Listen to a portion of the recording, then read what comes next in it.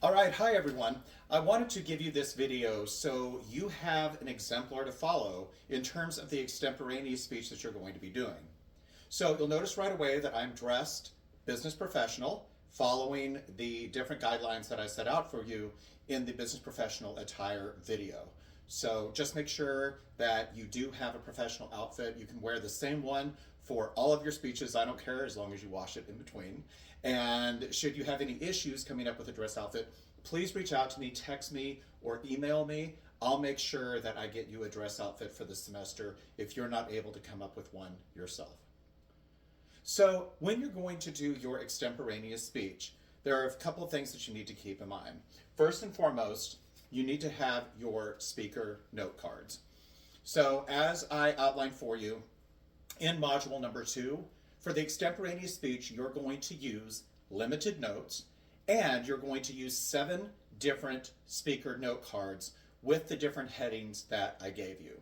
So I'm going to come up here so you can see exactly my cards here. You'll see that I have limited notes. I have my 7 cards, and then they're going to follow. Oops, I lost one. There we go. They're going to follow the outline that I gave you in the module. So besides having your limited notes, other things that I want you to keep in mind, not just for extemporaneous but all your speeches, is that your feet need to be shoulder width apart. You need to have good eye contact, and you're going to hold your speaker cards in one hand, and that's going to leave your other hand to gesture throughout the speech. When you talk to other people, you typically use your hands to add emphasis. The same is true in public speaking. So you'll see that I keep the card hand still while I gesture, and you'll see me demonstrate that when I do the speech here in just a little bit.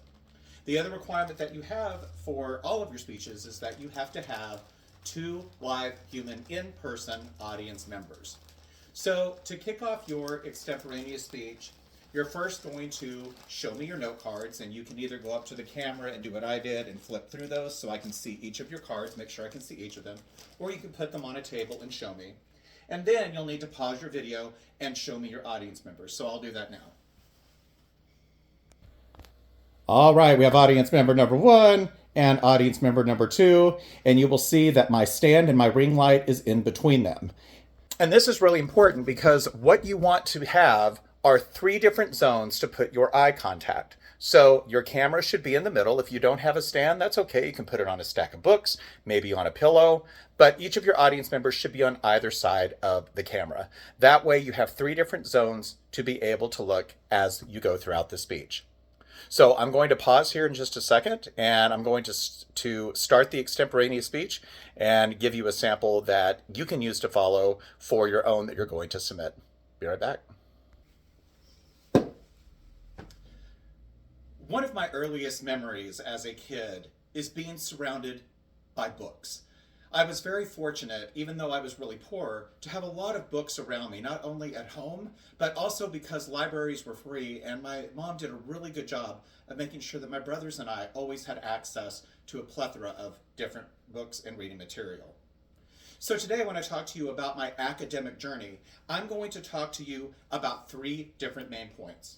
First, I'm going to talk to you about being a young and eager learner, very excited about education. Second, I'm going to talk to you about peer pressure that I received in high school and how I hit sort of a roadblock to exploring my education. And then lastly, I'll talk to you about how I was able to get into college and refine my love of learning. But for my first point, me being young and eager, 2 subpoints that I want to talk to you about here is that 1, at a very young age, I embraced learning, and that 2, I was very much encouraged to learn outside of class. So in terms of embracing learning, not only was I surrounded by books, like I'd mentioned before, but I had a lot of different individuals, particularly teachers and some fellow classmates, that were very excited about learning in elementary school. Second, in terms of learning outside of class, even though we didn't have a lot of resources in my family, there were a lot of things that I learned growing up on a farm and also being a very avid huntsman and fisherman. But for my second main point, I want to talk about how this started to change into junior high and high school. First, I'm going to talk about how I was bullied in high school, and then second, how this produced a lack of motivation. So first, as I went from junior high into high school, I was picked on a lot. I matured very late, and so I experienced a lot of bullying, and I didn't want to be the nerd. That's not the identity I wanted. So I started to back off from my studies. This, unfortunately, for my second subpoint, it led me to a lack of motivation. And even though I still finished high in my graduating class, by the time I got to college, I was burned out. And even I had a college scholarship, but unfortunately I lost it because of having that fire snuffed out and having a lack of motivation. So for my third main point, I want to talk about the new fire I found in college. One, and how that led me to pursue different degrees, and for my second subpoint, how that's led me to pay it forward. So once I got into college and I was able to kind of get my footing and find other people like me, I fell back in love with learning and I started avidly pursuing degrees, which is why I now have 2 bachelor's degrees, 3 master's degrees, and a doctorate. I'm a nerd and now I'm very proud of it. But for my second subpoint, that led me to wanting to pay it forward. And that's why you have me as your instructor here today.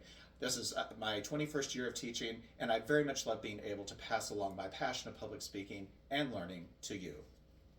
So today, we looked at 3 main points when we looked at my academic journey. First, about me being young and eager. Second, about experiencing some bullying and peer pressure and how that led to a speed bump in my learning. But third, how I found a new fire in college, and that's why I am here with you today. So just like my first memory was of books, I hope that someday that when I become a very, very old man, that one of the very last things that I see and think about are books and the stories that have led me to become the individual that I have become today. Thank you.